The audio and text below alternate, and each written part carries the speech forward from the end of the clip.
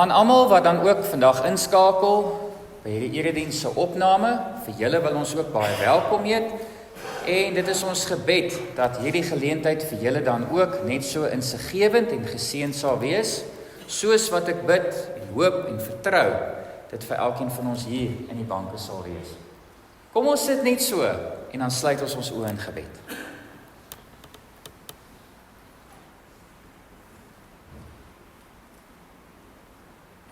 Here, dis vir ons lekker om U naam groot te maak, om die lof en die eer aan U te bring. Om deur middel van gesag, deur middel van sing te kan getuig hoe groot U is. Erkenning te gee hoe U konstant vir ons daar is, ons bystaan, ons help, ons lei, ons versorg, beskerm, die lys hou aan, Here. Dit is vir ons lekker om vandag hier te kan wees, en onsself te kom instel om U stem te hoor, om hopelik iets nuuts te leer, of dalk aan iets wat ons al gehoor het, net weer aan herinner te word. Hoe ook al sê Here, ons bid dat U Gees oor almal van ons sal kom en almal van ons sal vervul. Die lewe, weet ek, kan so maklik 'n gejaag raak. So baie dinge kan en is dalk op hierdie stadium besig om ons denke besig te hou. Maar ek wil vra, Here, mag alles wat aards is vir hierdie tydjie net skiet gee.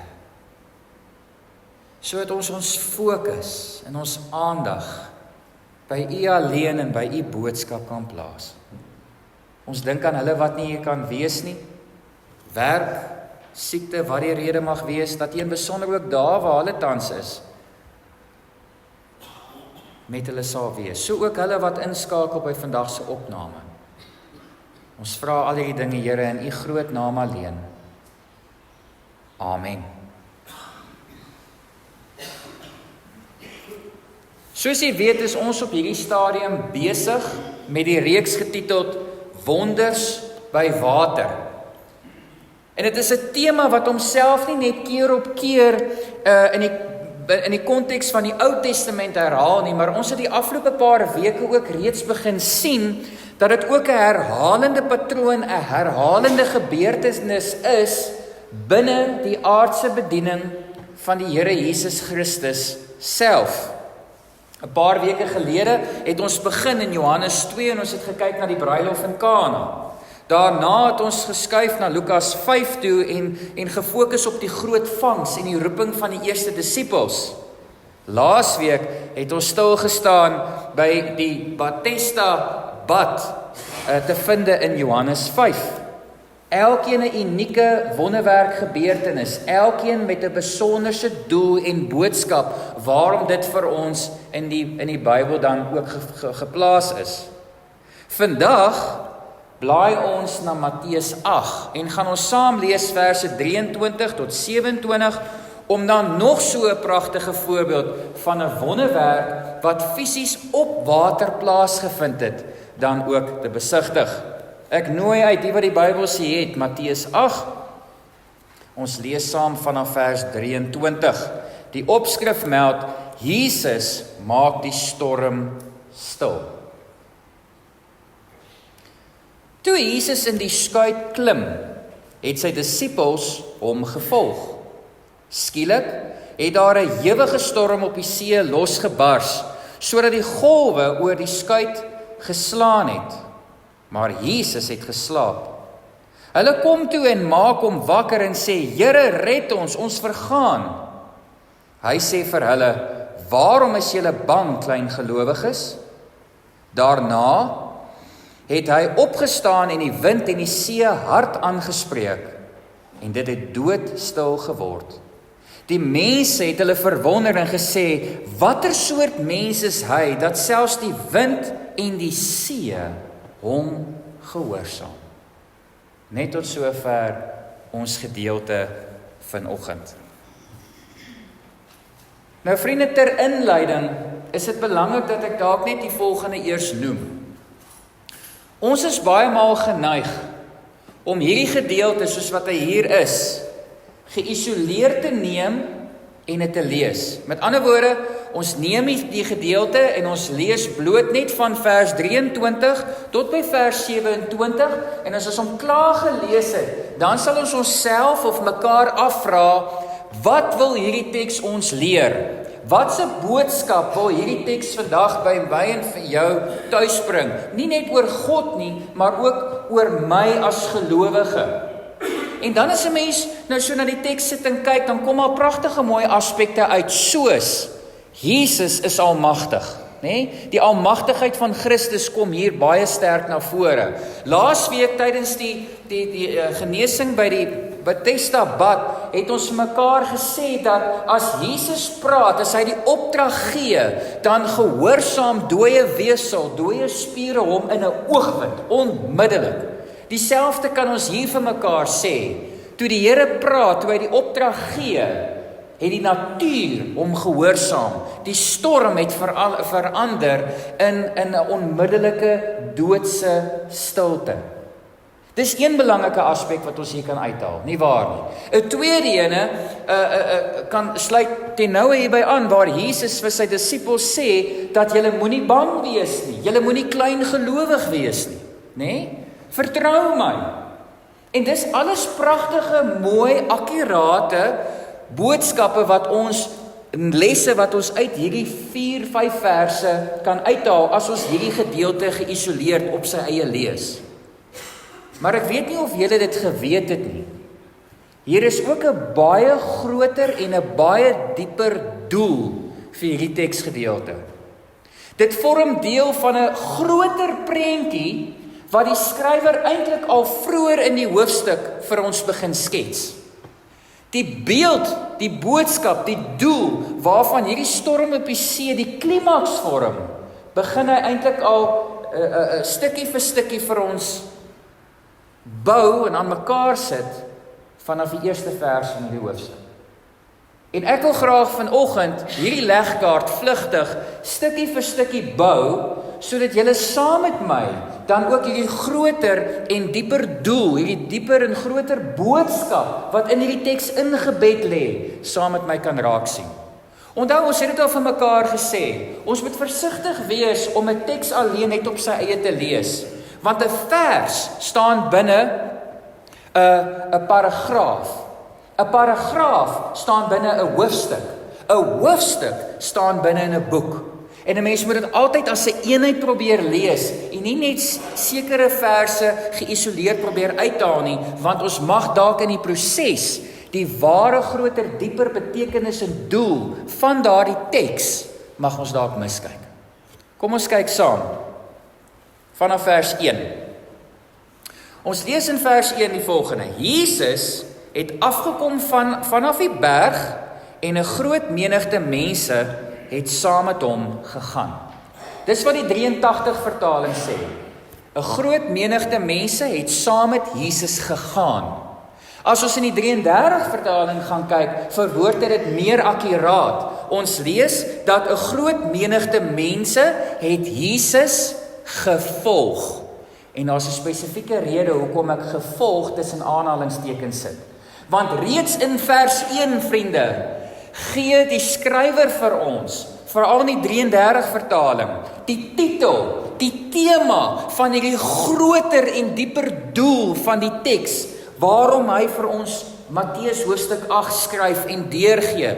Die tema, die titel, waaroor hierdie groter boodskap gaan handel van hier af vorentoe, handel oor geloofwaardige en gehoorsame navolging van Christus. Met ander woorde, hoe moet Jesus gevolg word deur ons as Christene, deur ons as sy kinders, as kerk? Wat moet ons alles in ag neem wanneer ons sê, ons wil sy disippels wees, ons wil agter hom aanstap, ons wil hom volg? Hierdie woordjie volg in vers 1 skets al klaar vir ons die titel, dit skets al klaar vir ons die tema. En vervolgens gaan hierdie skildery meer en meer ingekleer word, hierdie legkaart gaan stukkie vir ons gebou word. Vers 1 sê, Jesus het afgekom van die berg af en 'n groot menigte mense het saam met hom gegaan. Met ander woorde, in hoofstuk 5 tot 7 was dit sopas die bergrede gewees, né? En ons weet dat 'n groot klomp mense saam met die disippels na Jesus kom luister. En hulle was so verwonderd oor Jesus se autoriteit, oor sy insig, sy vrymoedigheid en sy wonderwerke tydens hierdie bergrede wat sopas afgespeel het, dat toe hy daarna opstaan en hy begin loop, sê die skrif vir ons, 'n menigte mense het agter hom begin aanstap. Hulle het hom begin volg. Maar ek sê dit as prys tussen aanhalingstekens, vriende, want hierdie navolging was bloot net vanuit nuuskierigheid gewees. Hulle wou sien, wat gaan Jesus volgende sê, en hulle wou bloot net sien, wat gaan Jesus volgende doen. Daar was geen inkopery gewees nie, daar was geen oorgawe gewees nie, daar was geen bekering, geen onderwerping aan sy gesag gewees nie. Dit was bloot net vanuit nuuskierigheid dat hulle Jesus begin volg het. En dis die eerste belangrike legkaartstukkie wat die skrywer van Matteus vir ons in hierdie groter tema van hoofstuk 8 wil kom deurgee. Dan, vanaf vers 5, kry ons die volgende legkaartstukkie. Hoor wat gebeur vervolgens.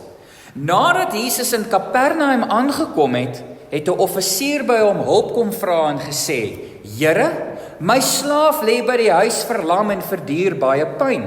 En Jesus antwoord hom, ek sal hom kom gesond maak. Met ander woorde, ek sal na jou huis toe kom, of na sy huis toe kom en ek sal hom gesond maak.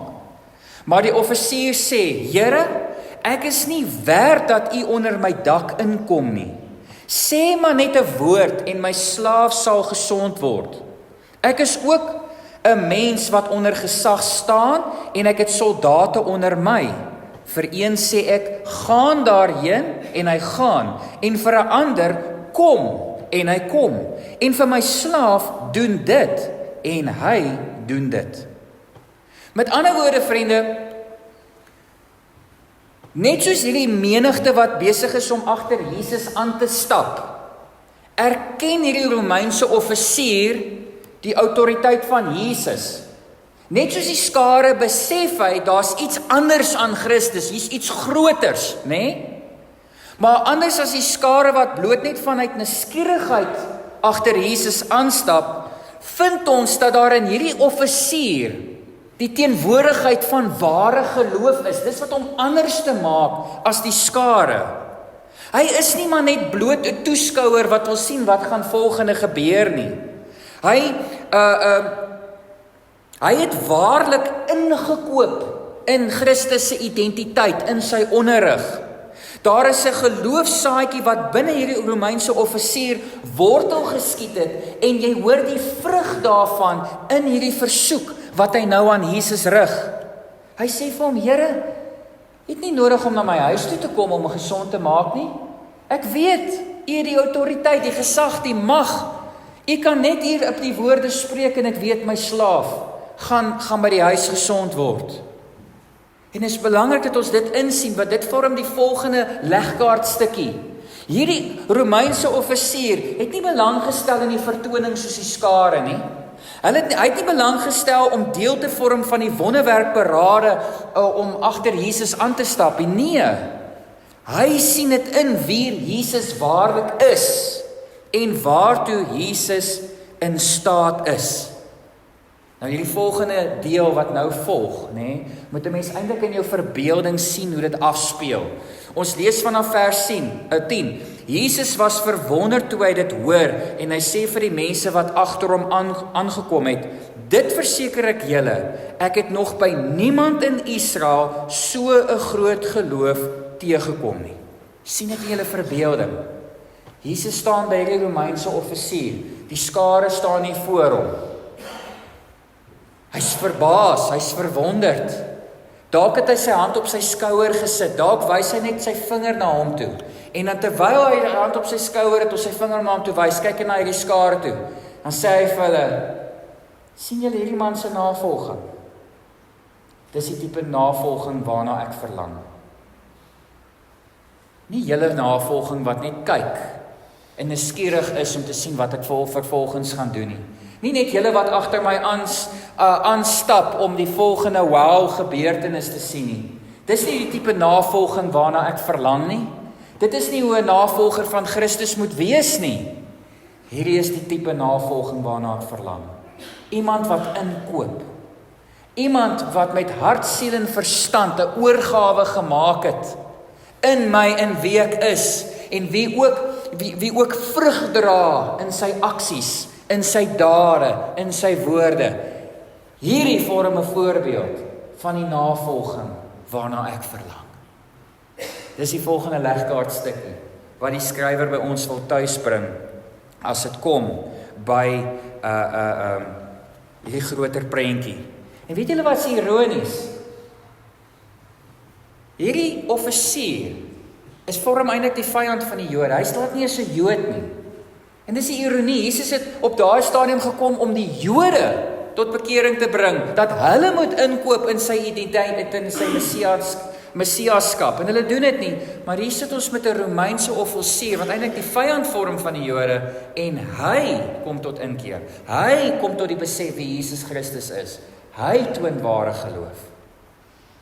Marshall Segal som dit mooi op wanneer hy sê, true followers do not chase Jesus for his miracles, but follow him because he is worthy of their faith and devotion of their life. Ek en jy moenie Jesus volg net oor die wonderwerke wat hy doen nie. Ons moet hom volg omdat ons weet hy is God. En hy is in beheer van ons lewens. Hy hou elkeen van ons se hand, se lewens in sy hand vas. Dit is ware navolging. Maar nou, hierdie legkaart is nie klaar nie. Hierdie skildery is nie klaar geskets nie. Dit bou nou nog verder op. Hier kom die volgendes. As 'n mens nou 'n bietjie afgaan na vers 18 toe, dan lees ons die volgende. Toe Jesus die menigte mense rondom hom sien, het hy opdrag gegee om na die oorkant toe te vertrek. Nou hy kon hier gestop het, want hy gaan nou nog 'n voorbeeld hierna kom. Jesus kon bloot net hier gestop het en dan kon hy begin het met die gebeurtenis van die storm op die see. Hierdie vers sou 'n pragtige inleiding gevorm het tot ons teksgedeelte wat ons net nou saam gelees het. Maar omdat hier 'n groter en dieper boodskap is wat die skrywer by ons wil tuisbring, voeg hy nou eers die volgende paar verse in voordat ons by die stormgebeurtenis uitkom, né? En dis verse 19 en 20. 'n Skrifgeleerde kom toe nader en sê vir hom, Meneer, ek sal u volg waar u ook al gaan. Jesus sê vir hom, Jakkalse het gate en voëls het neste, maar die seun van die mens het nie eers 'n rusplek vir sy kop nie. Wat sê Jesus hier? Hy sê, weet jy wat? Reeds van my geboorte af, keer op keer, ervaar ek dat ek nie rusplek vir my kop kan kry nie. As baba, daar was nie vir my plek gewees in 'n herberg nie. Ek moes maar in 'n stal gaan vertoef. En dan gebruik hy spesifiek hierdie beeld van die natuur. Jakkalse het gate en voëls het hulle eie neste, maar ek het nie 'n plek nie. En wat probeer hy hier vir hom sê? Hy sê vir hierdie skrifgeleerde, jy wil my volg oor my wonderwerke, en omdat jy dink dit gaan gepaard gaan met roem, en met mag, en met gemak.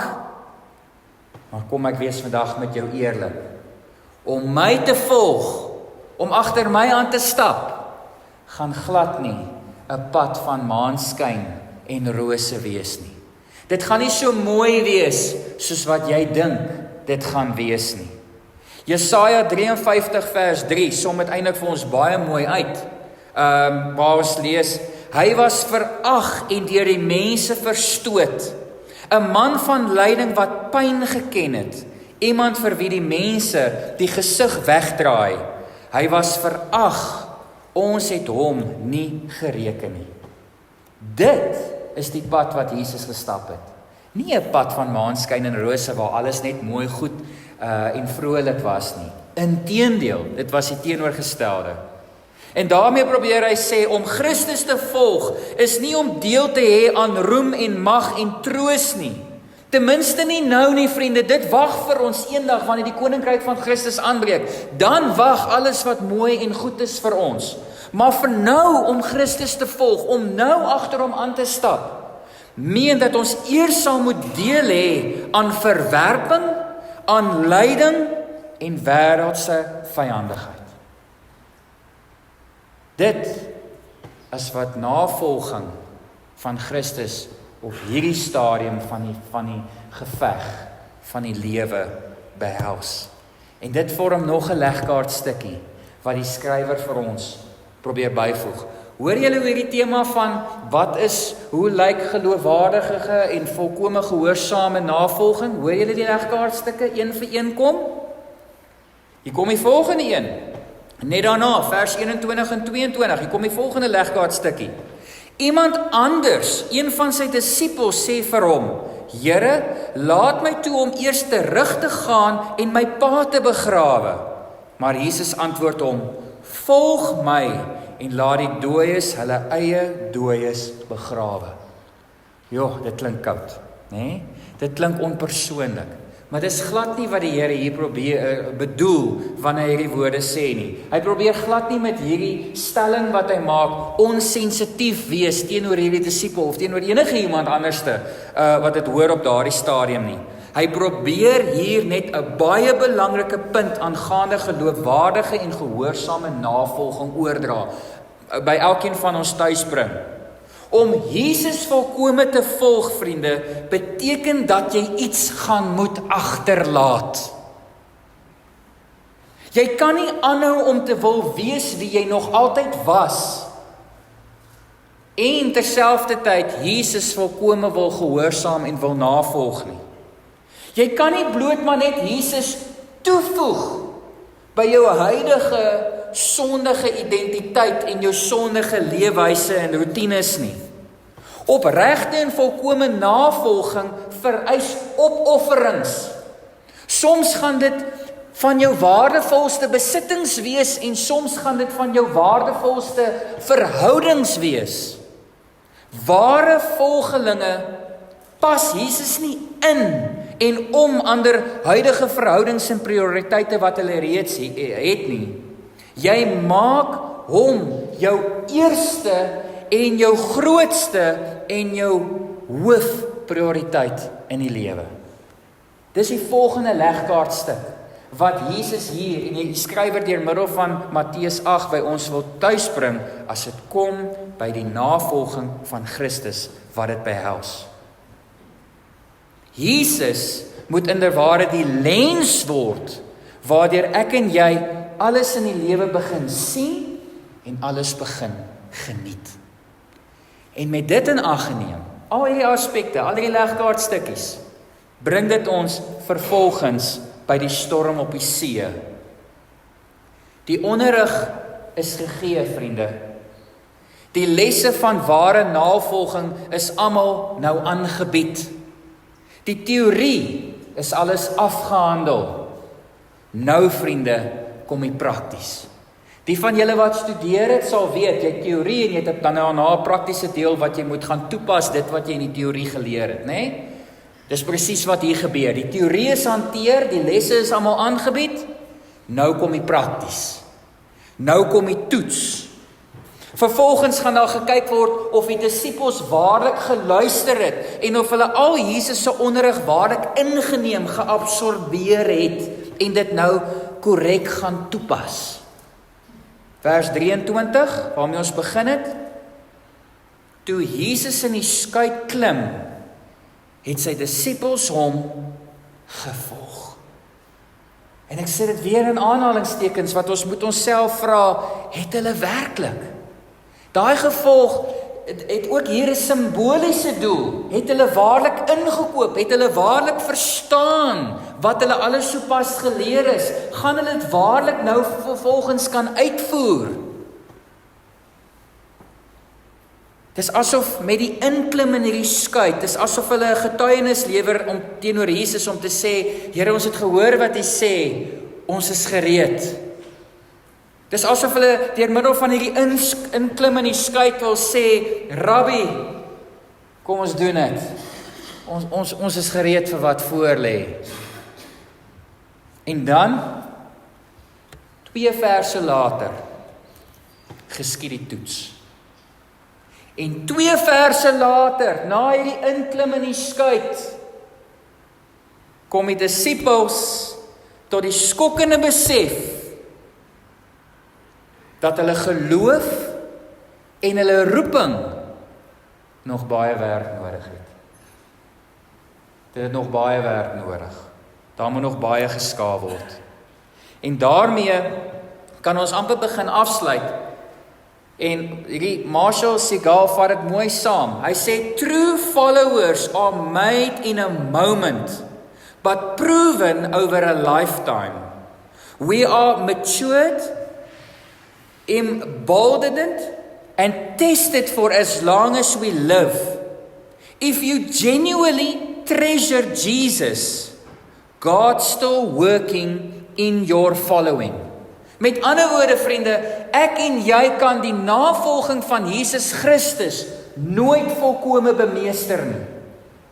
Dit is altyd 'n aanhoudende proses. Hoe sê hulle in Engels? Construction in progress.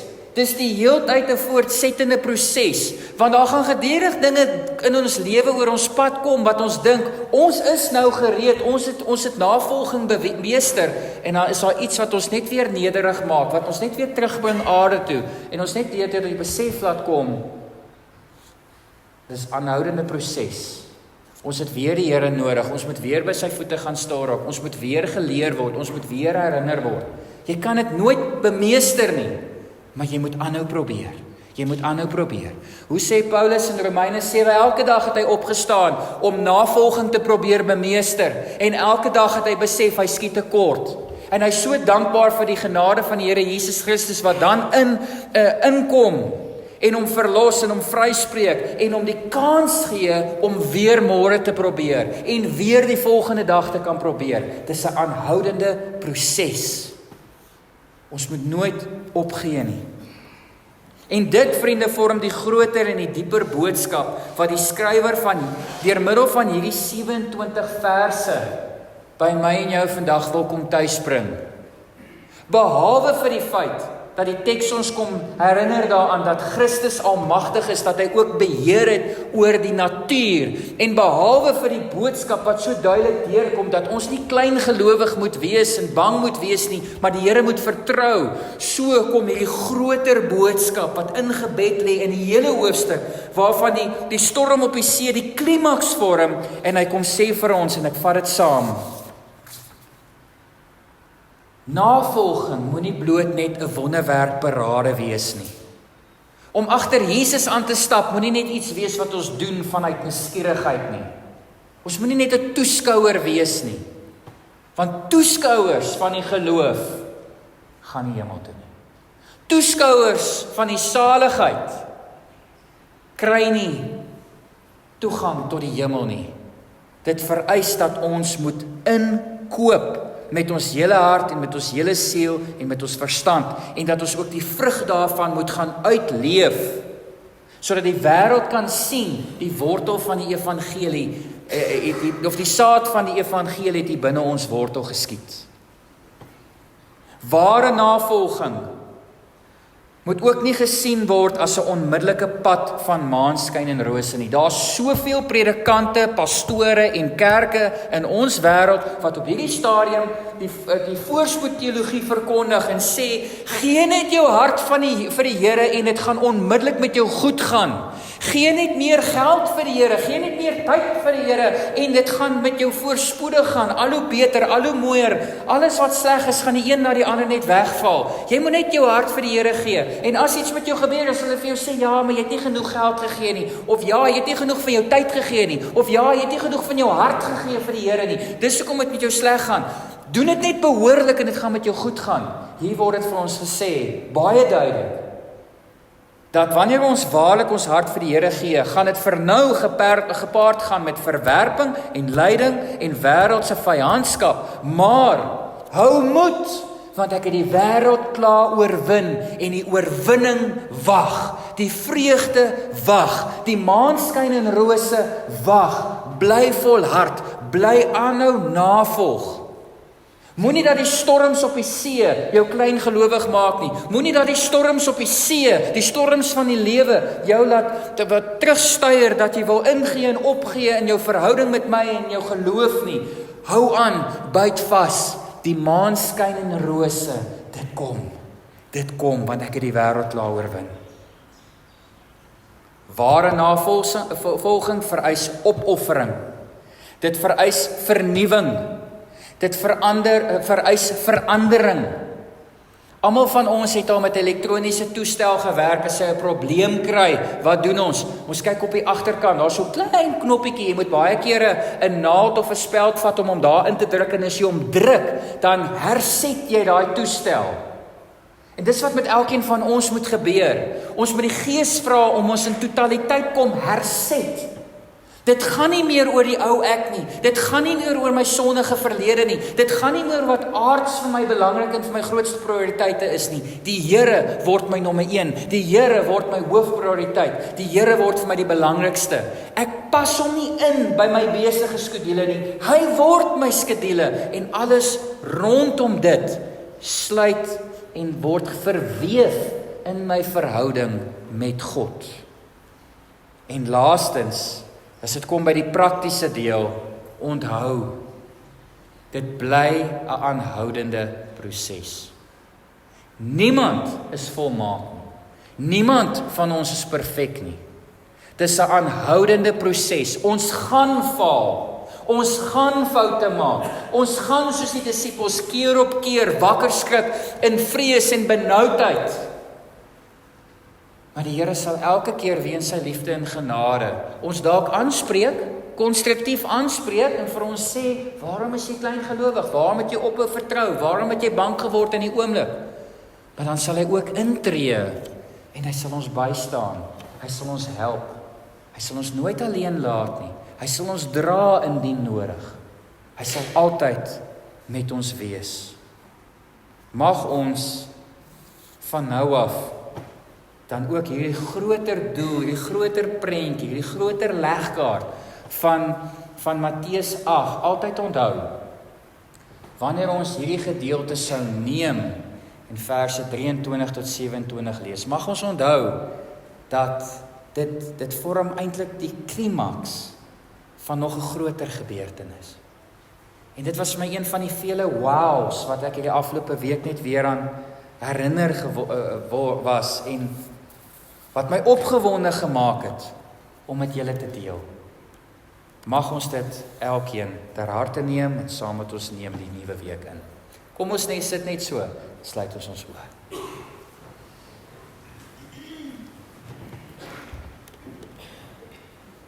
Here, 'n mens is nooit op 'n punt waar jy kan sê, ek het nou alles geleer wat die Bybel vir my wil wys nie. Daar's altyd iets nuuts. Daar's altyd 'n nuwe skat om te ontdek, wanneer ons die woord neem en dit daardeur begin wandel. Sommige van ons was dalk bewus van hierdie groter prentjie, wat die skrywer vir ons deur middel van hierdie hoofstuk in geheel wil tuisbring. Vir sommige van ons was dit dalk iets nuuts. Hoe ook al sy, Here, mag ons altyd hierdie boodskap wat handel oor geloofwaardige en gehoorsame navolging, mag ons dit altyd onthou. Here, ek besef die lewe is nie maklik nie. Die lewe is glad nie maanskyn en rose nie. Dag vir dag kom daar beproewings en uitdagings oor ons pad, wat ons geloof en ons verhouding in U toets. Maar ek bid, Here, mag ons altyd bly volhard. Mag ons nie toelaat dat die verwerping, die verstoot, die vyandskap van dit wat aards is, ooit ons verhouding met U kom beïnvloed of vernietig nie. mag ons bly volhard. Maak nie saak wat met ons gebeur nie. Mag ons oë op die toekoms gerig hou, die wete wat wag, mag dit ons motiveer om aan te hou. Seën asseblief weer ons gemeente, seën ook elkeen van ons lidmate wat hier is en by die huis is, gesond is, siek is, met wie dit tans goed gaan, minder goed gaan, mag een besonder by elkeen van hulle wees. Ons bid dit in U naam. Amen.